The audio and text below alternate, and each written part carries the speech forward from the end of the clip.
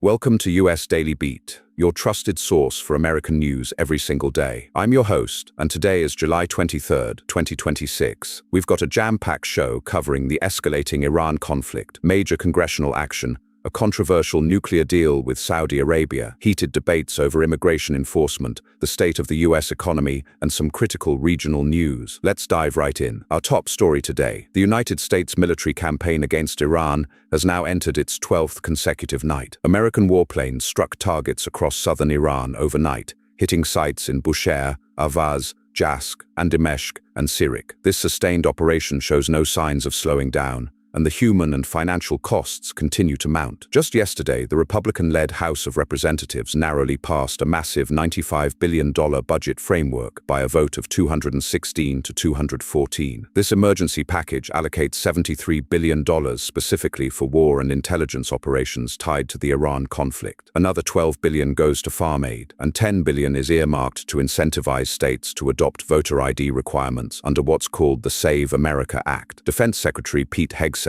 appeared before Congress this week, revealing that the conflict has already cost taxpayers nearly $40 billion. And with this new package, we're looking at over $100 billion committed to this military operation with no clear end in sight. President Trump escalated tensions further by issuing a stark warning to Iran. He threatened to target Iranian bridges and power plants, including critical infrastructure in Tehran, if Iran retaliates by attacking ships in the Strait of Hormuz. Iran's Foreign Minister Abbas Araghchi responded with equally firm language, stating that Iran's doctrine is eye for an eye. The rhetoric on both sides is heating up, and it's not just words. Iran has been striking back. Just last night, Iranian forces launched missile and drone attacks on US military bases in Kuwait, Jordan, and Bahrain. Meanwhile, Iran-allied Houthi fighters attacked Saudi oil tankers in the Red Sea, sending global oil markets into a frenzy. Oil prices have now surged to nearly $100 per barrel, the highest level in over a year. Americans are already feeling the pain at the pump, with gasoline prices climbing week after week. This conflict is dominating Washington, and lawmakers on both sides of the aisle are raising concerns about the strategy, the cost, and the long-term objectives. We'll be watching this closely as the situation continues to evolve. Moving on to another major story out of Washington, President Trump announced a massive multi-billion-dollar deal with Saudi Arabia to provide them with a civilian nuclear program. The agreement will involve American technology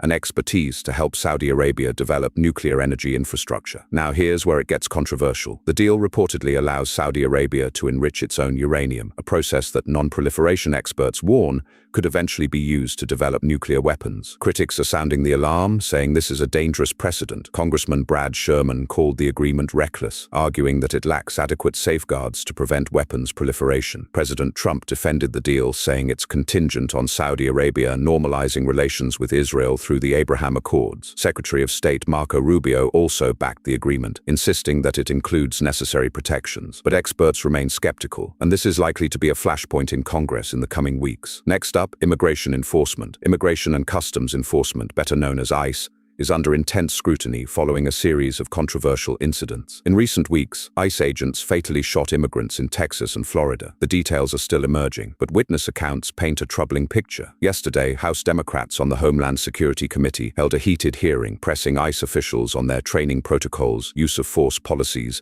and accountability measures. Shockingly, lawmakers revealed that only one ICE officer has faced disciplinary action for use of force incidents since the start of the current administration. Democrats are demanding body cameras for all ICE agents and stricter oversight of vehicle stops and enforcement operations. Republicans have largely defended ICE, arguing that agents are doing a difficult job under intense pressure. But the families of those killed and civil rights advocates are calling for systemic reform. This debate is far from over. In New York City, Mayor Zohran Mamdani made headlines by addressing the International Criminal Court's arrest warrant for Israeli Prime Minister Benjamin Netanyahu. The warrant accuses Netanyahu of war crimes related to actions in Gaza. Mayor Mamdani said he personally agrees that Netanyahu should be arrested, but he made clear that New York City does not have the legal authority to enforce an ICC warrant. He urged the federal government to take action instead. This statement has divided opinion in the city, with some praising Mamdani for his moral stance and others accusing him of overstepping his role as mayor. Either way, it's a story that's generating a lot of conversation. Now let's talk about the economy. Despite strong GDP growth earlier this year, Americans are increasingly pessimistic about the direction of the economy. A new poll from Ipsos and the Washington Post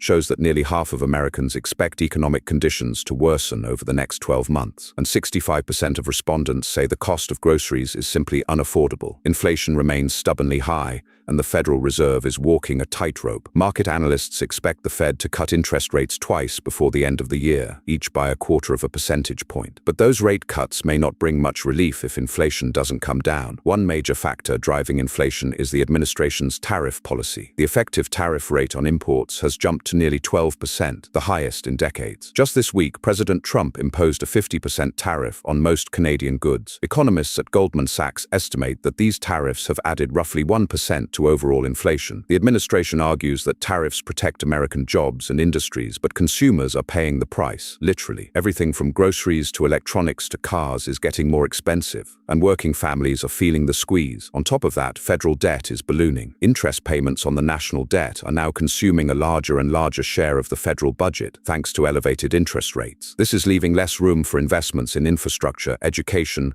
and social programs. It's a fiscal challenge that's only going to get harder to manage in the years ahead. Switching gears to some regional news. In Madison, Wisconsin, protests erupted following the fatal police shooting of a black man. Details are still coming in, but the incident has reignited debates over police accountability and use of force. Community leaders are calling for an independent investigation and greater transparency from the police department. In the Northeast, health officials are warning of a measles outbreak in Delaware and Chester County, Pennsylvania. Several cases have been confirmed, and authorities are urging parents to make sure their children are vaccinated. Measles is highly contagious, and public health officials are working to contain the spread. And in New Jersey, severe weather wreaked havoc this week. The National Weather Service confirmed that 4 tornadoes touched down during a powerful storm system that swept through the state. Thankfully, there were no fatalities, but there was significant property damage. Additionally, a tragic boat crash in New Jersey claimed the lives of 2 children. Our thoughts are with the families affected by these heartbreaking incidents. Before we wrap up, a quick note on artificial intelligence. A new poll from Harvard-Harris shows that 67% of American voters believe the United States should slow down AI development until stronger safeguards are in place. Concerns center around job loss, energy consumption, and the potential misuse of AI technology. It's a fascinating debate as the country grapples with the promise and peril of this rapidly advancing technology. That's it for today's US Daily Beat. We covered a lot of ground: the Iran war and its staggering costs, the controversial Saudi nuclear deal, scrutiny of ICE, economic anxieties, regional tragedies, and the AI debate. As always, stay informed, stay engaged, and we'll see you tomorrow with more news from across America. This is US Daily Beat. Take care.